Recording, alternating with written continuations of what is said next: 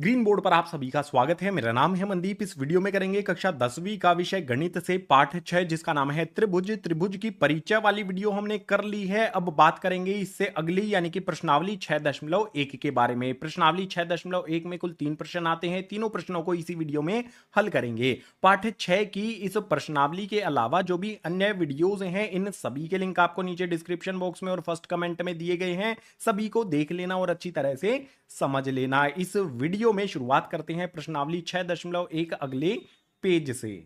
सबसे पहले प्रश्नावली में क्वेश्चन नंबर 1 आ जाता है। इसमें दिया गया है कोष्ठक में दिए गए शब्द में से सही शब्द का प्रयोग करते हुए रिक्त स्थानों को भरिए। हमें रिक्त स्थान यहां पर दिए गए हैं। इन रिक्त स्थानों को हमें भरना है। कहां से भरना है? जो भी यहां पर ब्रैकेट में हमें सामने ऑप्शन दिए गए हैं इनमें से सही ऑप्शन चूज करना है। तो पहले वाले भाग को देखो, इसमें है सभी व्रत डैश होते हैं। कोई भी व्रत हो, कोई छोटा व्रत है कोई बड़ा व्रत है, दोनों एक दूसरे के क्या होते हैं भाई? समरूप होते हैं, क्योंकि सर्वांग सम नहीं हो सकते। सर्वांग सम के लिए क्षेत्रफल भी होना बराबर होना आवश्यक होता है, इसीलिए समरूप यहां पर हम लिख देंगे। जितने भी व्रत हैं वो एक दूसरे के समरूप होते हैं। इसी तरह से दूसरे वाले को देखो, इसमें है सभी वर्ग डैश होते हैं। हमारे पास वर्ग होते हैं ना, इस तरह से हम वर्ग बनाते हैं। एक बड़ा वर्ग है एक छोटा वर्ग है, ये भी क्या होते हैं भाई? एक दूसरे के समरूप ही होते हैं, क्योंकि भाई जो भी क्षेत्रफल है वो इनका बराबर नहीं होता है। तो यहां पर दूसरे वाले में भी आ जाएगा समरूप। सभी के सभी वर्ग समरूप यहां पर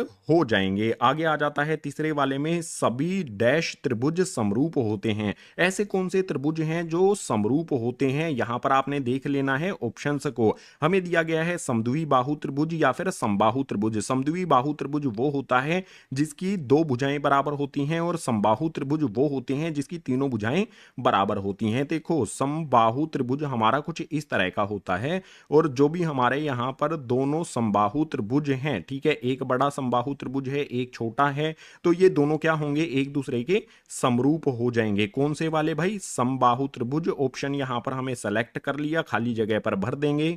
जितने भी हमारे समबाहु त्रिभुज हैं वे एक दूसरे के समरूप ही होते हैं। आ जाएंगे यहां पर चौथे वाले पर। चौथे वाले में दिया है भुजाओं की समान संख्या वाले दो बहुभुज समरूप होते हैं यदि उनके संगत कोण डैश हो तथा उनकी संगत डैश भुजाएं हो। अगर हमारे कोई भी बहुभुज समरूप होंगे तो भाई कोण कैसे होने चाहिए? हमारे कोण बराबर होने चाहिए, और जो भुजाएं हैं वो सम अनुपाती होनी चाहिए। तो यहां पर कोण जहां पर आता है वहां पर हमें बराबर लिखना है, और जहां पर भुजाएं आती हैं वहां पर हमें लिख देना है समानुपाती। यहां पर लिख देता हूं, अगर कोण बराबर हैं और भुजाएं समानुपाती हैं तो सभी के सभी बहुभुज हमारे समरूप हो जाते हैं। क्वेश्चन नंबर 1 बेहद आसान हमने कर लिया है कंप्लीट। क्वेश्चन नंबर 2 के लिए चलते हैं अगले पेज पर।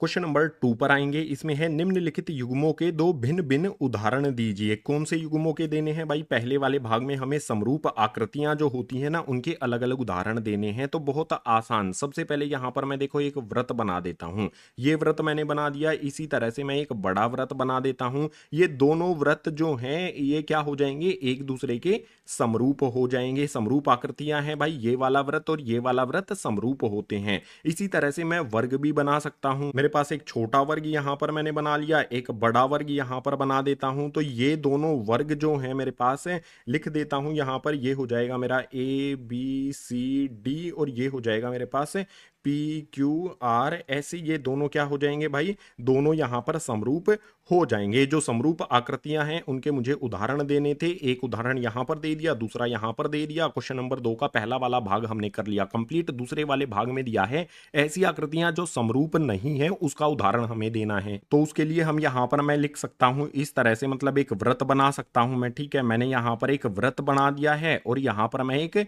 यहां पर वर्ग बना सकता हूं। क्या ये दोनों हमारे क्या हैं? एक दूसरे के समरूप हैं भाई? बिल्कुल भी समरूप नहीं है ये एक दूसरे के। इसी तरह से और अन्य उदाहरण भी आप दे सकते हो, जैसे यहां पर मैं एक वर्ग बना देता हूं और यहां पर मैं इसके आगे इसी तरह से एक चतुर्भुज बना देता हूं। ध्यान से देखना क्या बना रहा हूं मैं।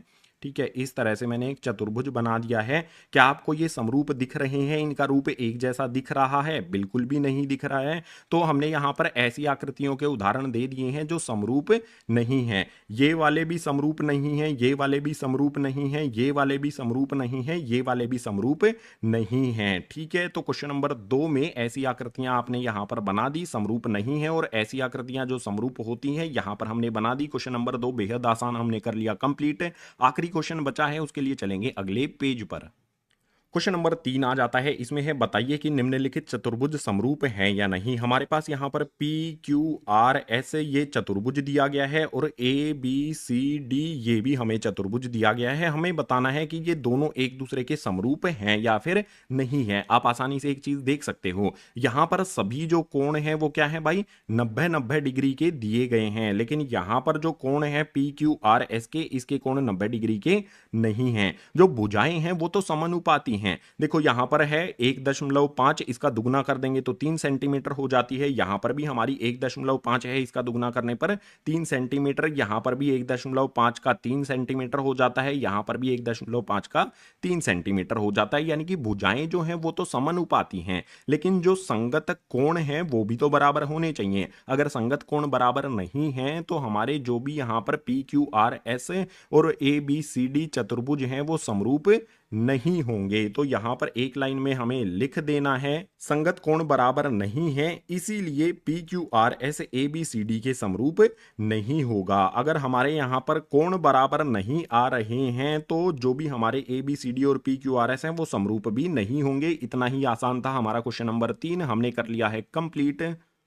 इन्हीं आसान आसान तीनों क्वेश्चंस के साथ प्रश्नावली 6.1 हो जाती है कंप्लीट। उम्मीद करूंगा सभी के सभी क्वेश्चन आपको समझ आए होंगे। अगर आ गए हैं तो वीडियो को लाइक कर देना है, अपने क्लास में पढ़ने वाले जितने भी विद्यार्थी हैं उनके साथ इस वीडियो को शेयर कर देना है। जो भी नए विद्यार्थी आते हैं चैनल को सब्सक्राइब कर लो। कक्षा 10वीं की हिंदी माध्यम वाली वीडियोज है, गणित की, विज्ञान की या फिर अन्य सब्जेक्ट्स की इसी तरह से आती रहेंगी। इसके अलावा पाठ 6 त्रिभुज की जो भी अन्य वीडियोज हैं, परिचय वाली वीडियो, प्रश्नावली 6.1, 6.2, 6.3 सभी की वीडियो आपके लिए बनाई जा चुकी है। सभी के लिंक आपको नीचे डिस्क्रिप्शन बॉक्स में दिए गए हैं, सभी को देखना, अच्छी तरह से सभी पाठ की प्रश्नावलियों को समझ लेना। तो इस वीडियो में इतना ही, मिलूंगा आपसे अगले पाठ वाली वीडियो में।